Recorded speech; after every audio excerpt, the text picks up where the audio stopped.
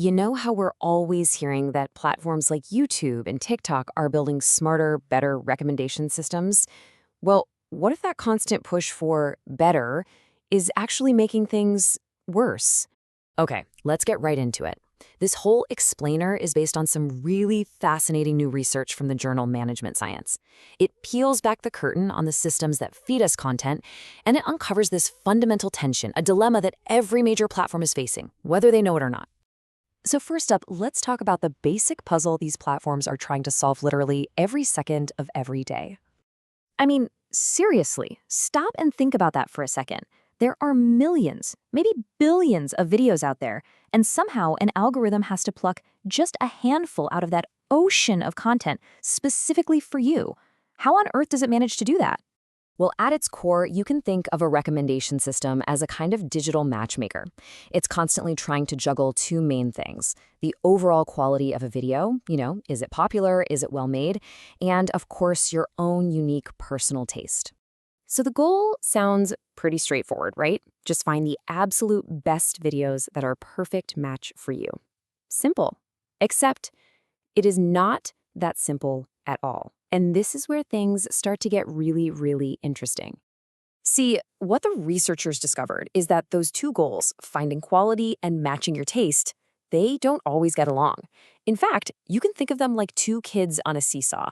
When you push one side up, the other side might just come crashing right down. So on one end of the seesaw, the platform can push its algorithm to focus on quality, showing everybody the most popular, most polished content.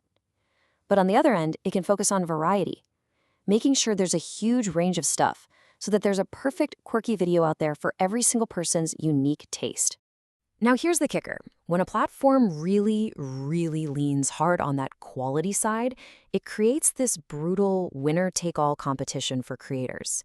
And if you're a new creator trying to break in, well, that can be pretty discouraging, maybe even enough to make you not want to bother at all. So what happens to the whole platform when that seesaw gets stuck tilted way, way too far towards quality? This is exactly where the hunt for a better algorithm starts to completely backfire. It sets off a chain reaction that nobody intended. Let's just walk through it. First, the algorithm gets obsessed with finding only the highest quality stuff. That cranks up the competition between creators to insane levels. As a result, fewer new creators decide it's even worth it to join. And the final outcome? The total variety of content available for us just shrinks.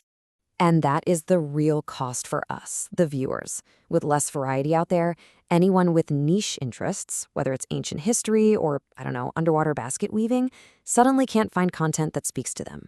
The platform becomes a world of just blockbusters, with no room for the cool indie films. And that lack of variety doesn't just hurt people with unique tastes. It creates another, even bigger problem for the platforms themselves. It actually sabotages their chances of finding the next massive viral hit.